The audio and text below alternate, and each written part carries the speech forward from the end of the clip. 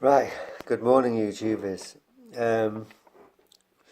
Visa video 6.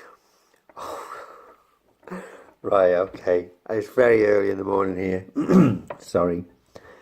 I'm actually at my parents' place. Right, okay, let's cut to the chase. The information I'm giving on this video must be right because we got the visa. Yes! Fucking get in there. Yes, we got the video. We got the visa. It's been granted. You remember in the 5th video I was saying how I phoned them because it was beyond that 60-day service standard. That obviously pushed it along massively. So that was £15 really well spent. Basically, a couple of days later, my fiance in the Philippines got a text on her phone basically saying a courier is dispatching something to you. So it was obviously the decision. So she was at the house anyway. Literally, well, not even 2 minutes later after the text message, the guy was like knocking on the fence of where she lives, handed over a small package which was just her passport. She thought, right, okay, there was no letter with it, it was just a passport. So she was flicking through this passport, and on the back was like a sealed thing the size of a passport page. It had a photograph on. It was like an embossed kind of logo, shiny logo saying entry clearance, marriage to, my name, valid from, valid till. So yeah, simple as that. That was it. So great news, really, really good news. So it just proves to show that you can do this without solicitor and having to pay all the legal fees. So now we've got entry clearance. So this video 6 is about that entry clearance visa. Because like anything with a home office, it's never simple. Why? Right, basically, right. After being dead excited about having a visa, there's a slight problem. Which is the visa's got a valid from and an expiry. Yeah? And actually the valid from was yesterday, and the expiry is exactly 6 months. 6 months entry clearance.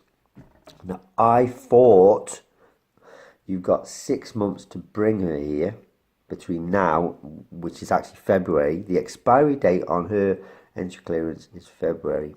So I thought, okay, you've got 6 months to bring her here. Then once she goes through border control and she gets a stamp, she's got 6 months to marry. Yeah? Which sounds reasonable. No. February, the expiry date on the entry clearance visa, is the date you've got to get her here, do the legalities for marriage, and bear in mind there's a 28-day wait period. Do the legalities to marry, get married, gather your evidence, bank statements, wage slips, contract of employment, proof of where you live, submit a request for leave to remain and have it granted in that 6 months. Now some people who've probably watched this thinking, well, what's the problem? You can do that in 6 months. Melissa's still in the Philippines. Her visa was valid from yesterday.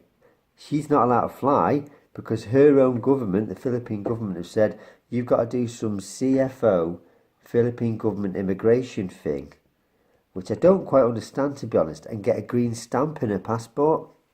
It's like a Philippine government check on their people. She's got it's like a 3-hour seminar she's got to turn up for. And then she's got to have this stamp in her passport, and then they will let her travel. We can't book that for another month. So 6 months is ticking from yesterday. I've got to have a leave to remain application by then. A month is gone, just waiting for her to get this green stamp in her passport by the Philippine government. Plus the visa people have said, oh, but you need to apply for leave to remain a month before that entry clearance visa ends. But that's another month gone. So a month's gone off that end, because although it ends in February, we've got to make the application by the end of January. She's got a month to wait before she can get the green stamp in her passport. That leaves me 4 months. Now I'm going to pick her up, and I just can't jump on a flight tomorrow. I mean, I'm going to try.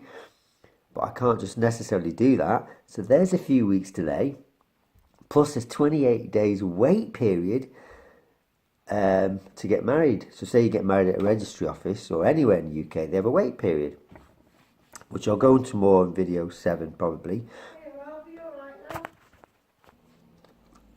Sorry. It's just my mum coming in asking if I'm okay. Yeah, I'm just a crazy guy chatting to himself. Right, yeah, so like I was saying, most places where you get married request 28-day notice period before you're allowed to get married. That's 28 days you're in the country. So basically what I'm kind of a bit stressing about is it's a little bit tight. When the visa's valid like yesterday or the day before, I've got a lot to cram in that kind of 6 months period. Now, I was a bit concerned about it, so I did actually ring the Home Office again on that £1.37 minute line, and I was only on for like 3 minutes, and I just clarified the situation, and the woman did say, yeah, when that expiry date comes on that visa, the entry clearance visa she's got in a passport, that expiry date, if you've not got a successful application for leave to remain past that point, you're classed as an overstayer.